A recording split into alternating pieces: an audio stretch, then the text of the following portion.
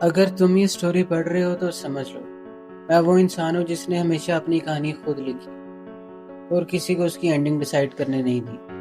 میرا نام ضروری نہیں ہے، لوگ مجھے جو مرضی بلائیں، مونسٹر، سائیکوپاتھ یا genius, what ever, I don't care.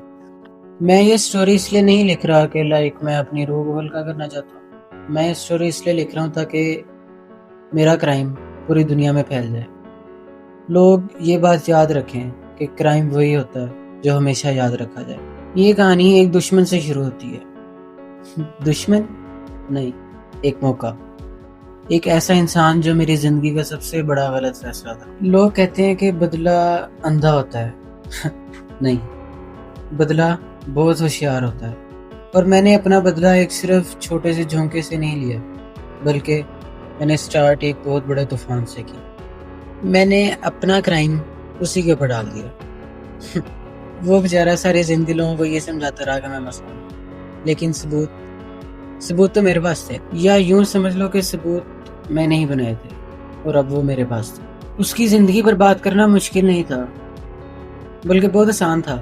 مشکل تھی اس رات کی خاموشی کو برداشت کرنا جس رات وہ چلاتا تھا، چیختا تھا، کیونکہ میں جانتا تھا سچ کیا ہے اور دنیا جانتی تھی جھوٹ کیا۔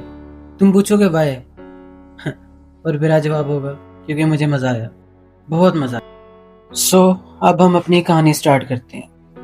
لوگوں کو لگتا تھا کہ میں صرف ایک عام سا لڑکا ہوں، چپ رہتا ہوں، بات کم کرتا ہوں، ریئیکشن کم دیتا ہوں، لیکن ان کو نہیں پتا تھا کہ میرے اندر ایک الگ آگ رہتی ہے جو صرف وقت آنے کا انتظار کرتی ہے۔ میری کلاس میں ایک لڑکا تھا، اسے اپنی طاقت کا بہت گھمنڈ تھا، طاقت بھی کیا، بس اس کو اپنے پیسے کا گھمنڈ تھا۔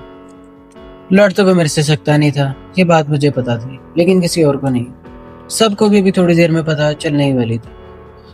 اس کے جو 2-3 کتے تھے جنہیں میں اپنی زبان میں کتا کہوں گا، وہ ان کے سر پہ اکڑتا تھا اور وہ اس کے سر پہ اکڑتے تھے۔ بٹ اے فیک لائف، سب اسے ڈرتے تھے، کوئی اس کے سامنے بولتا تک نہیں تھا، ایون کہ ٹیچر بھی اس سے اوائڈ کرتے تھے، اور وہ سمجھتا تھا کہ دنیا اس کے پیروں کے نیچے۔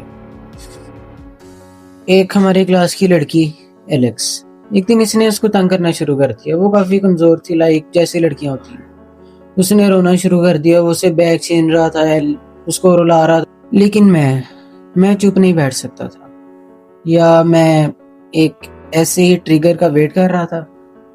خیر، میں اس کے پاس گیا، میں نے اس کے ہاتھ سے اس کا بیگ چھینا، بیگ کو سائڈ پہ رکھا، اس کا یہاں سے کالر پکڑا،